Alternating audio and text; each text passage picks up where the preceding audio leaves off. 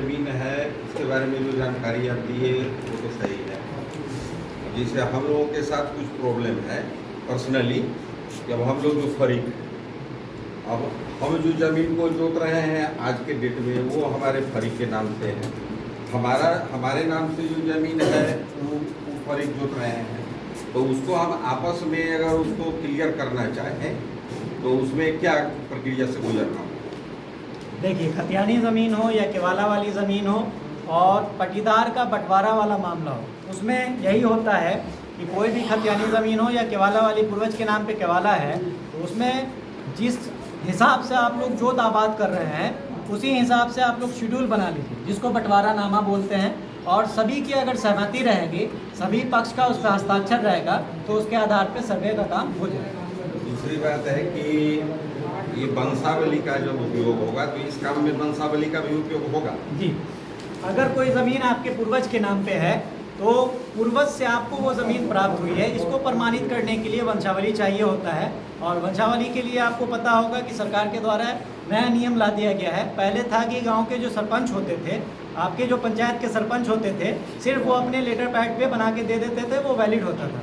लेकिन 2023 में ये नियम चेंज कर दिया गया सरकार की तरफ से कि वो एक सिलसिला बना दिया गया है कि उसमें 5-6 जनप्रतिनिधि का वो शामिल कर दिया गया है। अंतिम रूप से जो निर्गत होता है वंशावली, वो आपके जो राजस्व ग्राम के पंचायत सचिव होंगे और जो सरपंच होंगे, इन दोनों का संयुक्त हस्ताक्षर होगा।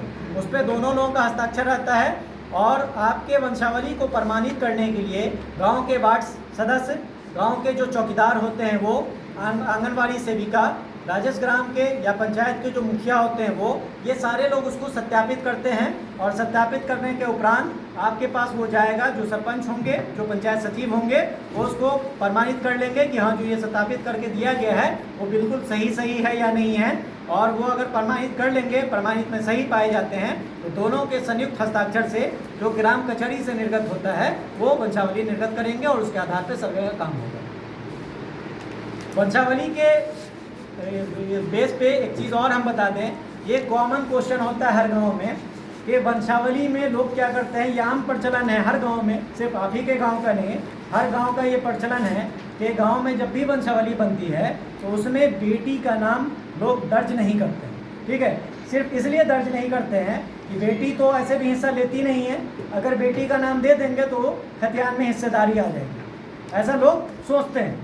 लेकिन आपको पता होगा कि सरकार का भी ये निर्देश है और सुप्रीम कोर्ट का भी ये आदेश है कि पिता की संपत्ति में जितना हक पुत्र का होता है, सेम अनुपात में पुत्री का भी हक होगा।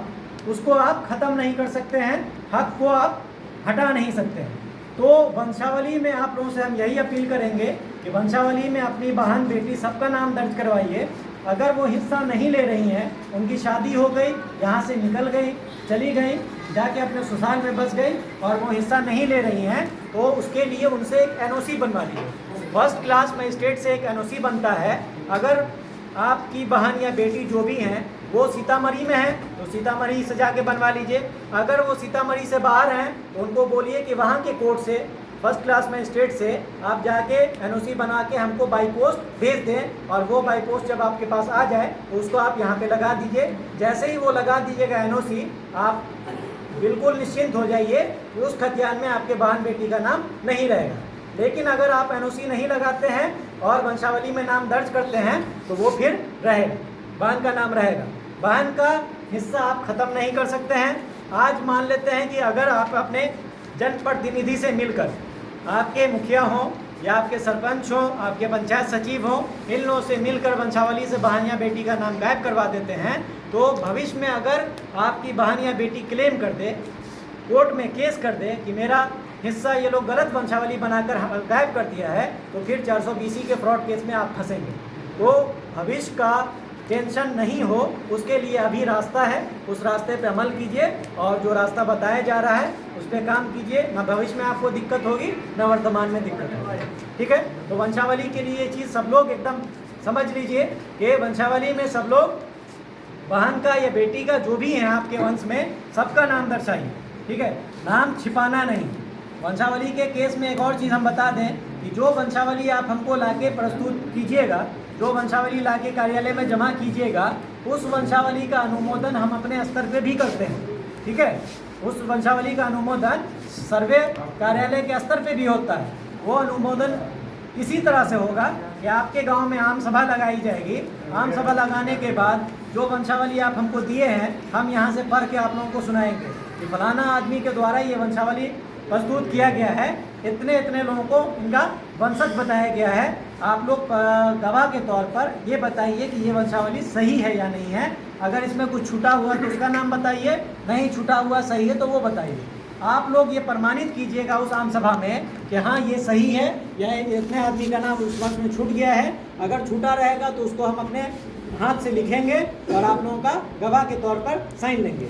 अगर वो बिल्कुल सही पाया जाएगा तब भी गवाह के तौर पर 2 या 3 लोगों का उस पर साइन होगा और वो यथावत जो वंशावली बन के मिली है उसके आधार पे काम होगा। ठीक है, जिसका बहन बेटी डेथ कर गई, उनके बच्चों का नाम देखिए बहन बेटी अगर डेथ कर जाती है तो उनके बच्चों को तो उनका हक मिलेगा ना। ठीक है, उनके बच्चे से एनओसी बनवा